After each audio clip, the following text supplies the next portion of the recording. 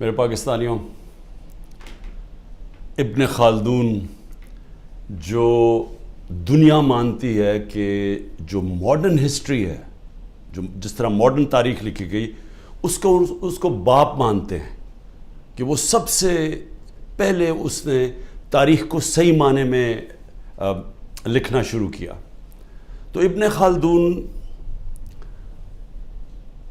ایک جگہ کہتے ہیں کہ میں نے جتنا قرآن اور اسلام کی سٹڈی کی ہے تو میں ایک نتیجے پہ پہنچا کہ اللہ نے انسان کو دنیا میں بھیجا ہی ایک وجہ سے کہ اللہ کی زمین پہ انصاف قائم کرو۔ انصاف کے اوپر آپ کوئی بھی دنیا کا معاشرہ لے لیں، جب انصاف ہوتا ہے تو وہ معاشرہ اوپر کھڑا ہوتا ہے۔ نبی صلی اللہ علیہ وسلم نے دنیا کی تاریخ کا سب سے بڑا انقلاب تھا مدینہ میں، کوئی اس کی مثال نہیں ہے دنیا کی تاریخ میں، کہ ہجرت ہوتی ہے 622، جنگ بدر ہوتی ہے 625، 313 لڑنے والے، اور 11 سال کے بعد ایک سپر پاور گھٹنے ٹیکتی ہے رومن ایمپائر، اور اس کے اگلے سال دوسری سپر پاور گھٹنے ٹیکتی ہے پرشین ایمپائر قدسیہ میں۔ تو تاریخ کا حصہ ہے، لیکن یہ تو کوئی مطالعہ کرے کہ یہ کیا ہوا تھا کہ وہ ایک لوگوں کی کوئی حیثیت نہیں تھی، انہوں نے دنیا کی امامت کی اور کئی صدیوں تک بنیاد انصاف پہ رکھی گئی تھی، عدل اور انصاف، اس کے اوپر وہ معاشرہ کھڑا ہوا تھا۔ اور وہ انصاف ایسا تھا کہ حضرت علی رضی اللہ تعالیٰ ایک یہودی سے کیس ہار جاتے ہیں، قاضی خلیفہ وقت کی بیٹے کی گواہی نہیں مانتا۔ وہ انصاف ایسا تھا جب نبی صلی اللہ علیہ وسلم نے کہا میری بیٹی بھی اگر چوری کرے گی تو اس کو سزا ملے گی، کوئی قانون سے اوپر نہیں ہے، اور جو معاشرے طاقتور کو قانون سے اوپر رکھتے ہیں ان کی حدیث ہے وہ تباہ ہو جاتے ہیں۔ تو آج جو پاکستان ہے، میں اپنے سارے پاکستانیوں کے سامنے یہ بات کر رہا ہوں کہ ہم اب بالکل تباہی کی طرف جا رہے ہیں۔ میں اس لیے نہیں کہہ رہا کہ تحریک انصاف کے اوپر کریک ڈاؤن ہوا ہے، کہ ہمارے لوگوں کو جیلوں میں ڈالا ہوا ہے، جیل بھرے ہوئے ہیں، ہر روز نئے لوگ پکڑ رہے ہیں، رشتہ دار پکڑ رہے ہیں، جو کہانیاں سامنے آ رہی ہیں وہ خوفناک کہانی ہے۔ کبھی پاکستان کی تاریخ میں اس طرح ایک ننگا ہو کے ایک طاقت نے اس طرح کا ظلم کیا ہوا اپنے لوگوں کے اوپر، کوئی اس کی مثال نہیں ہے۔ میں مشرف کے مارشل لاء میں اپوزیشن میں تھا، میں نے کبھی اس طرح کا ظلم نہیں دیکھا۔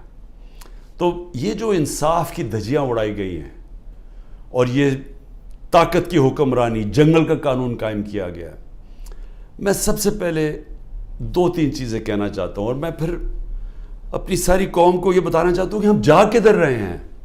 یعنی کوئی چلیں یہ سب کچھ کر رہے ہیں تو کوئی روڈ میپ ہوگا نا کہ ہم اس سے نکل کے تو خوشحال ہو جائیں گے، کیونکہ اس وقت پاکستانی، میں ابھی آپ کو پھر سے بتاؤں گا کہ ہمارے ملک کے معاشی حالات کیا ہیں۔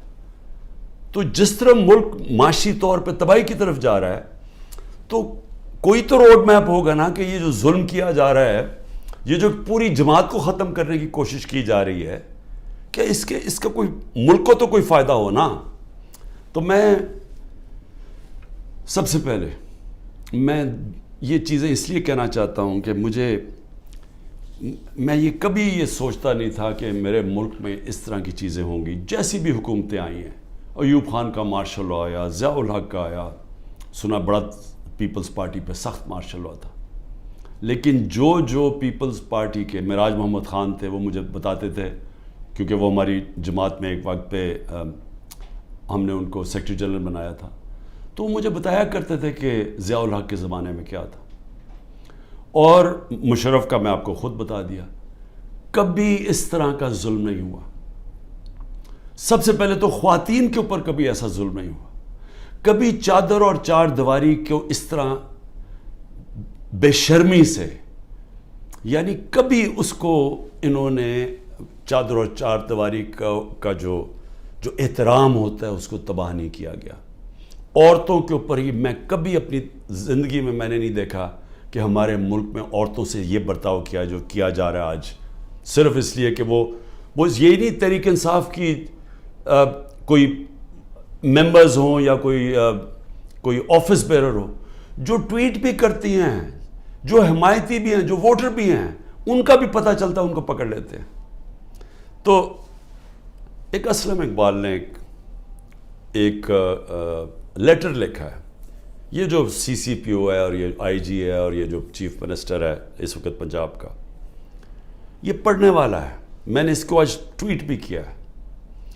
اس نے بتایا کہ اس کے سارے گھر کے اوپر کیسا ظلم ہو رہا ہے، اس کی 80 سالہ والدہ کی بھی پرواہ نہیں کی گئی، وہ آکسیجن کے اوپر ہے، ادھر گھس گئے، اس سے بدتمیزی کی، کیونکہ اسلم اقبال چھپے ہوئے ہیں۔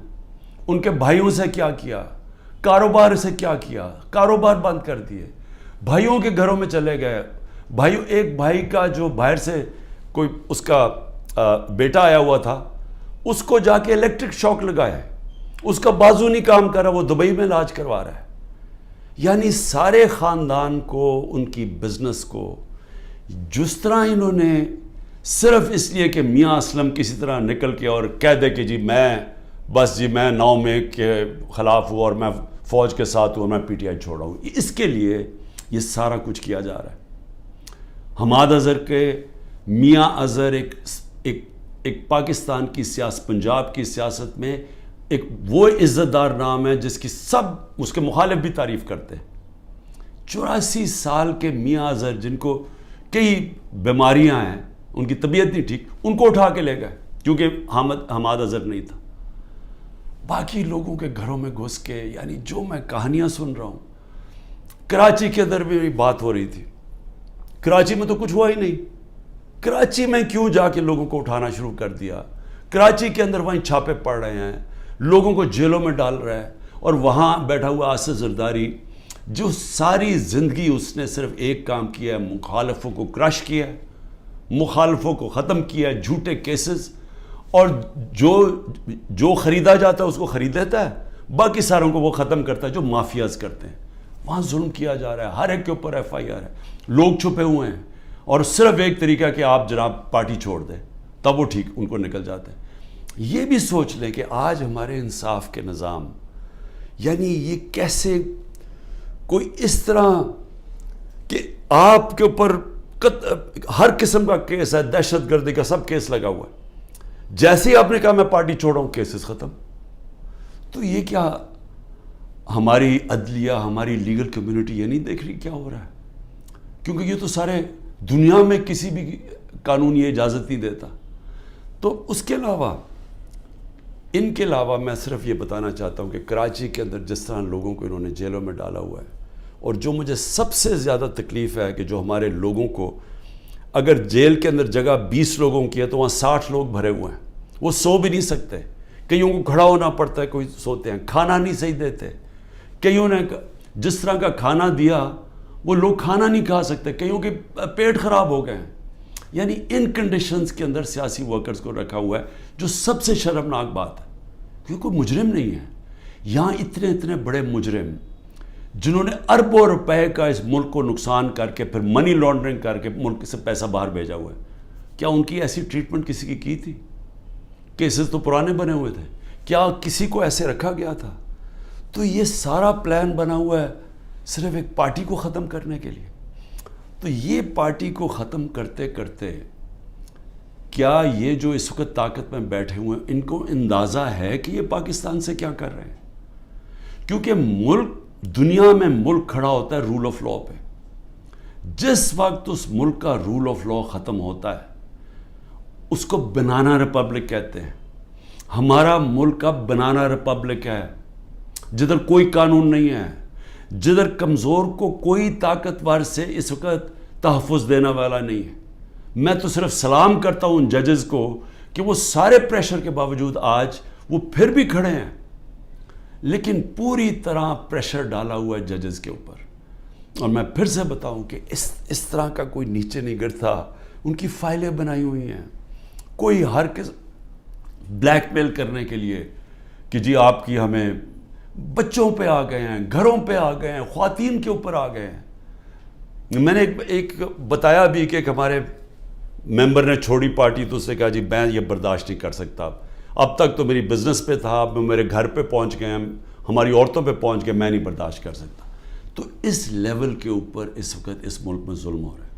میں صرف یہ بتا دوں کہ یہ جو کلیکٹیو پنشمنٹ ہے، یعنی آپ ایک فرد کو پکڑنے جا رہے ہیں، اس نے کوئی جرم بھی کیا ہو تو کوئی دنیا کا قانون اجازت نہیں دیتا کہ جو باقی اس کے رشتہ داروں کو اٹھا لیں۔ یہ کلیکٹیو پنشمنٹ آج کل کے دور میں صرف ایک ملک میں ہے، اسرائیل میں، اور وہ کس سے کرتے ہیں؟ وہ فلسطینیوں سے کرتے ہیں، اپنے لوگوں سے نہیں کرتے، اسرائیلیوں سے نہیں کرتے، وہ فلسطینیوں سے یہ کرتے ہیں۔ یہ ہٹلر کے جب نازی جرمنی جب دنیا کا سیاہ ترین دور تھا، یہ تب وہ گسٹاپو اٹھایا کرتی تھی لوگوں کو کلیکٹیو پنشمنٹ میں، کہ جو بھی اگر وہ نہیں ملا، ایک جس کو پکڑنے گئے تو گھر والوں کو پکڑ لیتے تھے۔ یہ سٹالن کا جو بڑی سخت ڈکٹیٹرشپ تھی سوویت یونین کی، یہ سٹالن کی ڈکٹیٹرشپ کے اندر اس طرح کی چیزیں ہوتی تھیں۔ یہ صرف چائنا میں ایک دور میں ہوا تھا، ان کے کلچرل ریولوشن کے اندر۔ یہ ہوتا ہی نہیں ہے ایسے۔ یہ کوئی دنیا کا انصاف کا نظام کلیکٹیو پنشمنٹ کی اجازت نہیں دیتا، جو آج پاکستان سے ہو رہی ہے۔ لیکن یہ اب ہو کیا رہا ہے؟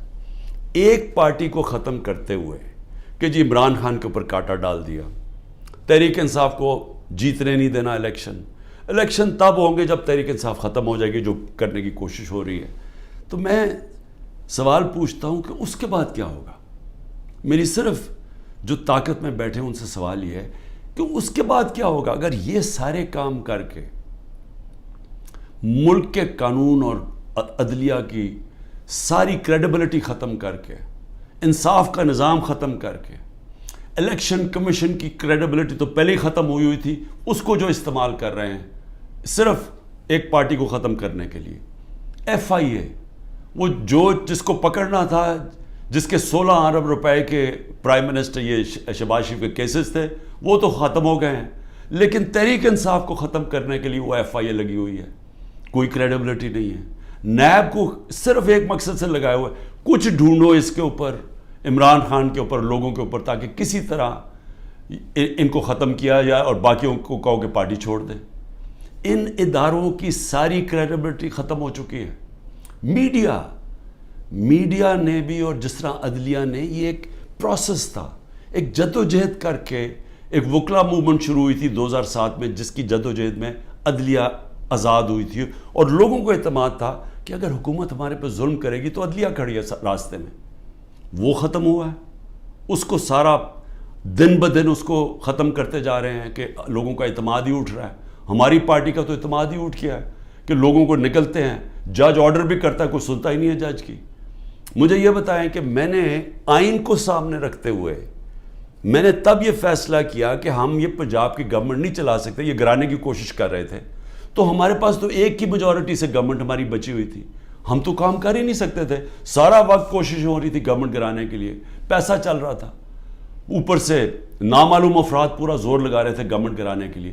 تو ہم نے آئین کو سامنے رکھتے ہوئے الیکشن ڈیزالو کی اپنی گورنمنٹ، وہی ہم نے پختونخوا میں کی۔ وہاں پیسے نہیں دے رہے تھے، جو قبائلی علاقہ جو جوائن کیا تھا ان کے لیے فنڈز ہم نے زیادہ دیے ہوئے تھے، وہی بند کر دیے انہوں نے، ہیلتھ کارڈ کا پیسہ نہیں آ رہا تھا۔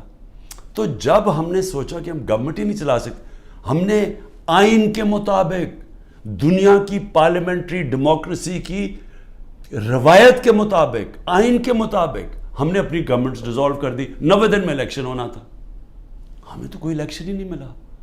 یعنی اوپنلی آئین کی انہوں نے خلاف ورزی کی ہے، اور میں اپنے سپریم کورٹ سے اب انتظار کر رہا ہوں کہ یہ تو آپ کی اب کریڈیبلٹی ایٹ سٹیک ہے، سارے سپریم کورٹ کی کریڈیبلٹی سٹیک پہ ہے کہ اگر آپ آئین میں 90 دن میں الیکشن ہی نہیں اب کروا سکے تو مجھے بتائیں کیا چیز روک رہی ہے کہ انہوں نے اگر اکتوبر میں سوچا کہ جی ابھی تحریک انصاف ابھی بھی جیت سکتی ہے تو اکتوبر بھی نہ الیکشن کروائیں۔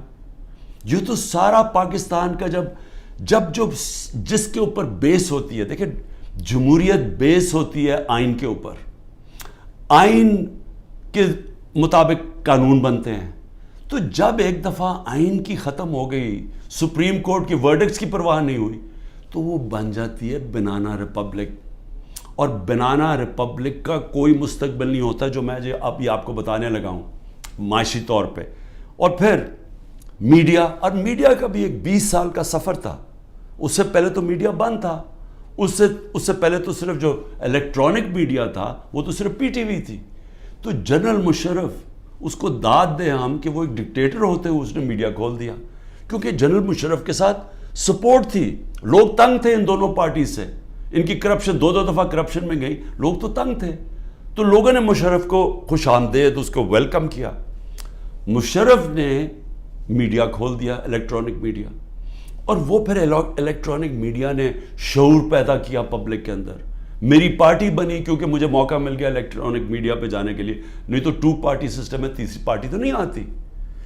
اب وہ سارا جو میڈیا کا ایک پورا ایک سفر طے کر کے یہاں پہنچے تھے وہ زیرو ہو گیا.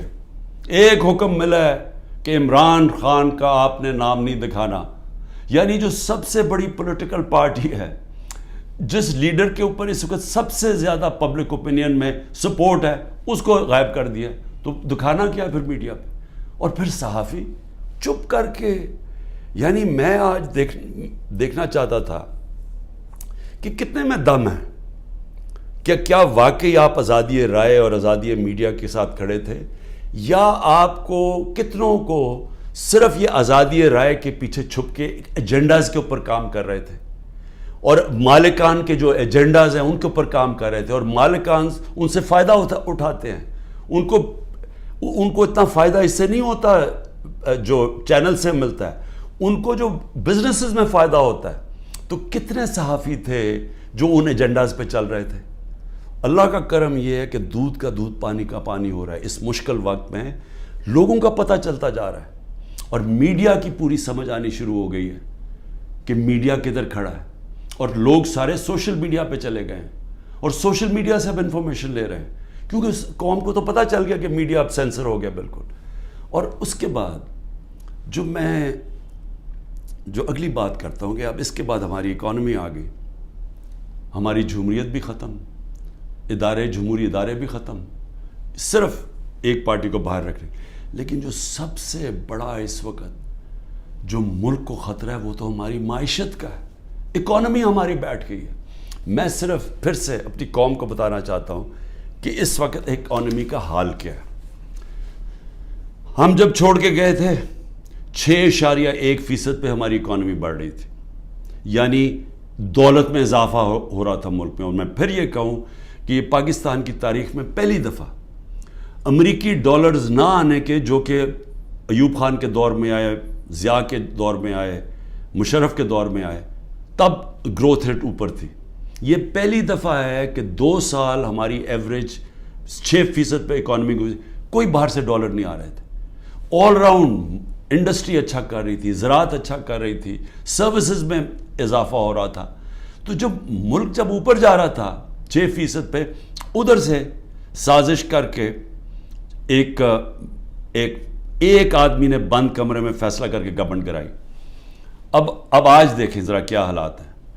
پاکستان کی 6.1% سے آج ہماری گروتھ ریٹ یعنی اکانومی میں جو اضافہ ہے وہ پہنچ گئی ہے 0.3 پہ. انڈیا اس وقت 7.2% پہ بڑھ رہی ہے، آگے گروتھ ریٹ آگے. بنگلہ دیش 5.5% پہ بڑھ رہی ہے، اور ہم 0.3 پہ پہنچ چکے ہیں. ایک سال کے اندر ہمارا جو ملک کا جو ایکسپورٹس ہیں، دیکھیں نا، جب تک آمدنی آتی ہے ڈالر سے تو ہماری ایکسپورٹ تو ہر سال بڑھ رہی تھی. اس وقت اور ایکسپورٹس یعنی ڈالرز اندر آتے ہیں جب چیزیں بیچتے ہیں، 13.6% پہ ایکسپورٹس گری ہیں ایک سال میں. اور جو دوسری چیز ڈالرز اندر آتے ہیں ریمیٹنسز سے، وہ 13% پہ گری ہیں ریمیٹنسز. ان کا ملا کے اور پھر جو انویسٹمنٹ ہے، جو باہر سے انویسٹمنٹ آتی ہے، ڈالرز آتے ہیں نا، وہ 90% گر گئے ہیں. ایک سال میں 90% انویسٹمنٹ گر گئی. اور ہمارا جو روشن ڈیجیٹل ہم نے اکاؤنٹ کھولا تھا، جو 1.5 سال میں $5 ارب پہ پہنچ گیا تھا، وہ آج اس میں پیسے نکال رہے ہیں لوگ. یعنی کہ جو بیرون ملک پاکستانی ہمارا سب سے بڑا احساس ہے، وہ اعتماد کھو بیٹھا ہے اس گورنمنٹ پہ. تو جب ٹوٹل ہمارا ہم نے کتنا ایک سال کے اندر نقصان کتنا ہوا ہے انویسٹمنٹ میں اور اس پہ انویسٹمنٹ پہ اور ریمیٹنس اور ایکسپورٹس پہ 7 ارب ڈالر. تو آئی ایم ایف کے پاس 6 ارب ڈالر ہم مانگ رہے ہیں یا 7 ارب ڈالر کا ملکی آمدنی میں کمی آ چکی ہے. پھر آگے چلیں. اس وقت جو پاکستان کا قرضہ ہے پچھلے 12 مہینے میں پاکستان نے تقریباً 15,000 ارب روپے کا قرضہ لیا ہے. اب یہ یاد رکھیں 15,000 ارب کا قرضہ 12 مہینے میں. ہماری حکومت جو پہلے مشکل وقت میں آئی تھی کیونکہ سب سے بڑا خسارہ بیرونی خسارہ چھوڑ کے گئے تھے. ہمارا جو ٹوٹل ہم نے اپنے دور کے اندر کتنا ہم نے خسارہ لیا, کتنا ہم نے قرضہ لیا, ہمارا 18,500 ارب 18,500 ارب 3.5 سال میں. انہوں نے 1 سال میں 15,000 ارب روپیہ قرضہ لیا. یہ جو قرضہ بڑھ رہا ہے ملک میں اور قرضہ اور بڑھتا جائے گا کیونکہ آمدنی تو کم ہوتی جا رہی ہے.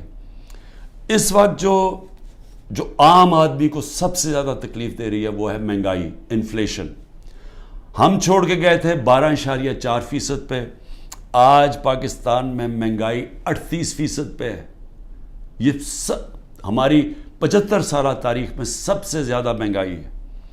پھر اس سے زیادہ خوفناک ہے جو کھانے پینے کی چیزیں ہیں, جو فوڈ انفلیشن ہے وہ 48% پہ ہے. یعنی جو عام آدمی کو سب سے زیادہ تکلیف دے رہی ہے کھانے پینے کی چیزیں وہ 48% پہ ہماری انفلیشن ہے.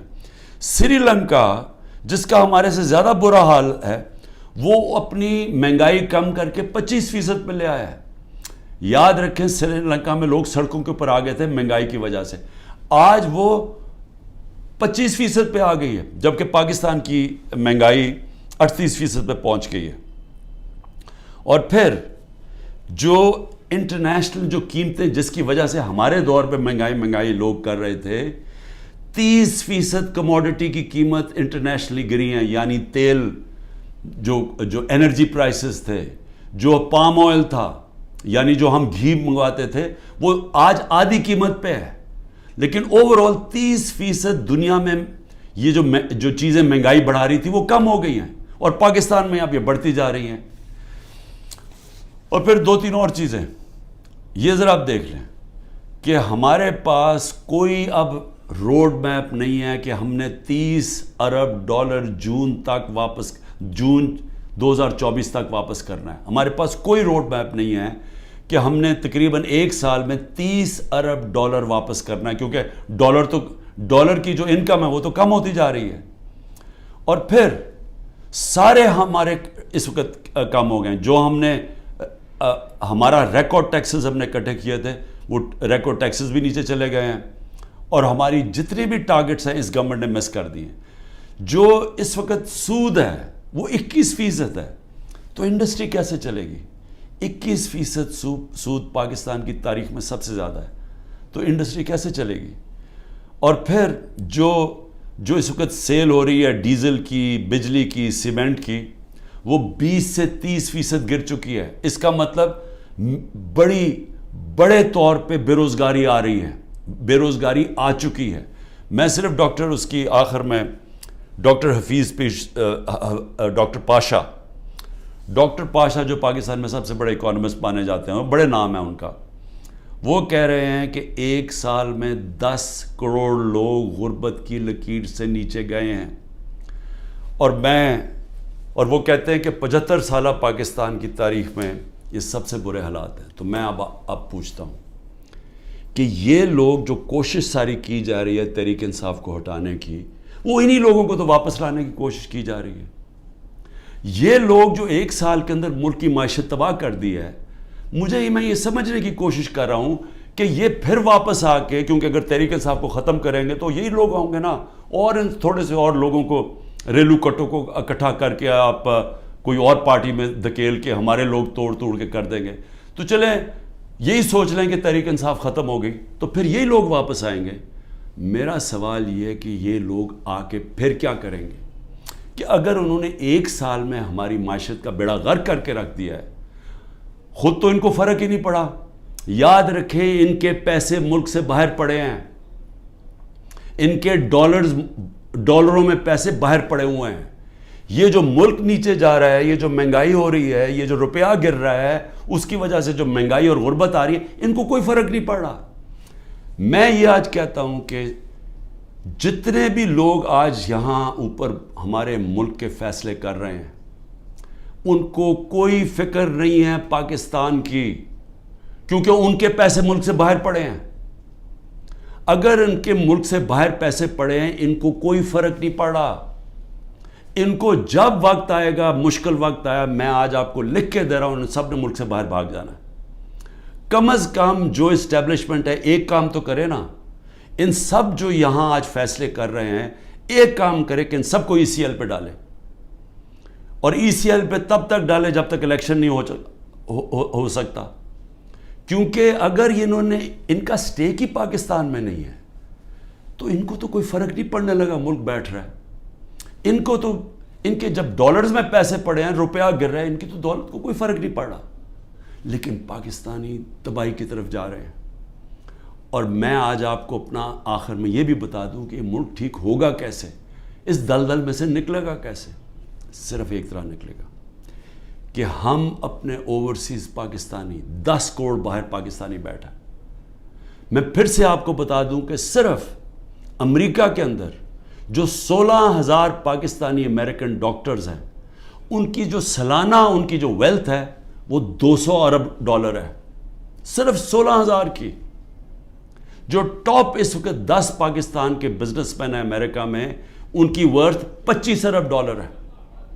اگر ہم نے کسی وقت بھی باہر سے اپنا جو اوورسیز پاکستان نے سرمایہ کاری کرنی شروع کر دی، وہی بچائے گا پاکستان کو. جب چائنا نے اور انڈیا نے جب اپنی اکانومی کھولی تو سب سے پہلے سرمایہ کاری اوورسیز چائنیز اور اوورسیز انڈینز نے کی. ہماری بھی جو سرمایہ کاری اور فیوچر ہے وہ شارٹ ٹرم میں اپنے اوورسیز پاکستانیز کے ہاتھ میں. وہ اوورسیز پاکستانی نہیں آئیں گے. یہ جو حرکتیں کی جا رہی ہیں وہ لوگ چھوڑ کے جا رہے ہیں. یہاں سے لوگ پیسہ باہر لے کے جا رہے ہیں. اس وقت جو ہمارے پروفیشنلز ہیں وہ چھوڑ کے جا رہے ہیں. قیمتی پروفیشنل جن کے اوپر سرمایہ کاری کر کے، ان کو ٹریننگ دے کے، جن کے پاس ہنر ہے، ان کے لیے تو دروازے کھلے ہیں دنیا کے، وہ تو کہیں بھی جا سکتے ہیں دنیا میں. وہ جب وہ چھوڑ کے جا رہے ہیں، جب ہمارا سرمایہ ملک سے باہر جا رہا ہے، ڈالرز ملک سے باہر جا رہے ہیں، تو یہ ساری حرکتیں اور اس وجہ سے ہے کہ اوپر تو پہلے چور مسلط کر دیے. مجھے بتائیں کون ملک سے باہر سے پیسہ لے کے آئے گا اوورسیز پاکستانی، جب وہ دیکھے گا کہ شہباز شریف اور شریف خاندان اور زرداری خاندان ان کے پیسے باہر پڑے ہوئے ہیں؟ کون لے کے آئے گا پاکستان؟ جب ان کو اعتماد پاکستان کی اکانومی میں نہیں ہے تو وہ ان کو کیسے اعتماد آئے گا پاکستان کی اکانومی میں؟ تو کدھر سے آئے گا پیسہ؟ تو شارٹ ٹرم میں تو آنا ہے باہر سے اوورسیز پاکستانی کا پیسہ. اوورسیز پاکستانی پیسہ تب لے کے آئے گا جب رول آف لا قائم کریں گے، جو آج ختم کیا جا رہا ہے، جس کی قبر کھودی جا رہی ہے. جب تک جسٹس سسٹم میں، ہمارے جسٹس سسٹم میں انویسٹر کو، سرمایہ کار کو اعتماد نہیں ہوگا، پیسہ نہیں آنے لگا. اور جب تک اس ملک میں پیسہ نہیں آئے گا، اپنے ڈالرز نہیں آئیں گے. ہم یہ جو $30 ارب ہم نے ایک سال میں دینا ہے، ہم کدھر سے دیں گے؟ ہم تو اور ڈالرز لے رہے ہیں. ہم تو اس وقت IMF سے اور قرضے مانگ رہے ہیں. ہمارے پاس تو سکت ہی نہیں ہے پیسے دینے کی. تو اس لیے میں ان سب سے پوچھتا ہوں جو تحریک انصاف کو ختم کر رہے ہیں اور کرنے کی کوشش کر رہے ہیں، ان کو یہ سمجھنا چاہیے کہ ان کے پاس تو اور کوئی روڈ میپ ہی نہیں ہے. وہ تو تباہی کی طرف لے کے جا رہے ہیں. جو ان کے پاس تو کوئی سلوشن ہی نہیں ہے، اس کا مسئلے کے حل ہی نہیں ہے. ان کا مسئلے کا حل صرف ایک نظر آ رہا ہے کہ تحریک انصاف اور عمران خان کے اوپر کانٹا ڈال جائے، یا وہ تحریک انصاف اور عمران خان کے بغیر.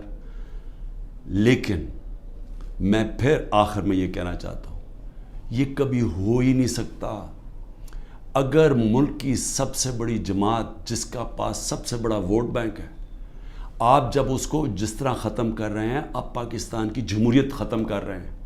اور پاکستان کی جمہوریت ختم کرنے کا مطلب آپ مستقبل ختم کر رہے ہیں، آپ آزادی ختم کر رہے ہیں اس ملک کی. آپ لوگوں کو غلام بنا رہے ہیں. یہ جو سارے حربے استعمال کر رہے ہیں یہ اسرائیل غلاموں کے اوپر فلسطینیوں کو غلام بنا کے تو یہ حربے استعمال کرتی ہے. یہ کشمیر کے اندر مقبوضہ کشمیر میں ہندوستان کشمیریوں پہ کر رہی ہے یہ چیزیں. یہ اپنے لوگوں پہ کوئی ایسا نہیں کرتا ظلم. اور سب سے بڑی پارٹی کو جب آپ ختم کر رہے ہیں تو پھر سے میں آپ کو کہوں کہ جو آپ کو حربے استعمال کر رہے ہیں اور کرنے پڑیں گے آگے اور کرنے پڑیں گے کیونکہ سب سے بڑا ووٹ بینک ہے وہ کدھر سے ختم ہوگا. تو اس کا مطلب مکمل طور پہ یہ ظلم کا نظام چلتا رہے گا. اور آخر میں جب بھی آپ سمجھیں گے کہ اب پارٹی ختم ہوگی تب الیکشن کروائیں گے وہ جمہوریت ختم ہو جائے گی. مجیب الرحمان کو جب انہوں نے اس کے خلاف کریک ڈاؤن کیا, ہم نے پاکستانیوں نے کریک ڈاؤن کیا, جس کو پرائم منسٹر بننا چاہیے تھا اس کی پارٹی کو بین کر دیا, کلعدم کر دیا, تو اس کے بعد جو الیکشن کروایا اس کی کیا حیثیت تھی؟ کیا وہ ایسٹ پاکستان کے لوگوں نے مانا تھا وہ جو الیکشن کے بعد لوگ سامنے آئے تھے؟ کسی نے کوئی بھی ان میں سے بچا تھا جیسی واپس جب ان کے پاس ان کو وہ آزاد ہو گئے ہمارے سے؟ تو یہ بھی جو لوگ آپ الیکشن کروائیں گے یہ ریلو کٹوں کی اور یہ جو سارے چوروں کو اور یہ جو سب اکٹھے ہوئے ہیں منی لانڈررز, یہ جو ملک میں سزا یافتہ بیل کے اوپر لوگ, تو جب اب کیا آپ کا خیال ہے کہ اس سے قوم مان جائے گی؟ ان کی کیا قوم ان کی حکومت مان جائے گی؟ وہ آج ہی نہیں مان رہی. وہ اتنے ڈرے ہوئے ہیں کہ سب کچھ ہو کے بھی وہ تو الیکشن سے بھاگ رہے ہیں. 10,000 ورکر بھی اندر ہیں پھر بھی ڈرے ہوئے ہیں الیکشن کروانے میں, پھر بھی کہہ رہے ہیں کہ اگلی مارچ تک الیکشن ہوگا. تو میں آج جو بھی اس ملک میں طاقت میں بیٹھے ہوئے ہیں, میرا آپ کو سمپل یہ پیغام ہے کہ جس راستے پہ آپ یہ لے کے جا رہے ہیں اس میں پاکستان کی تباہی ہے, اندھیرا ہے, ہمارے بچوں کا مستقبل تباہ ہو رہا ہے, اور اتنی مایوسی پھیلی ہوئی ہے پاکستان میں, امید ختم ہوتی جا رہی ہے کہ لوگ چھوڑ کے جا رہے ہیں. ابھی بھی وقت ہے, کورس کریکشن کریں, راستہ بدلیں, اور راستہ صرف فری اینڈ فیئر الیکشن ہے. پاکستان زندہ باد.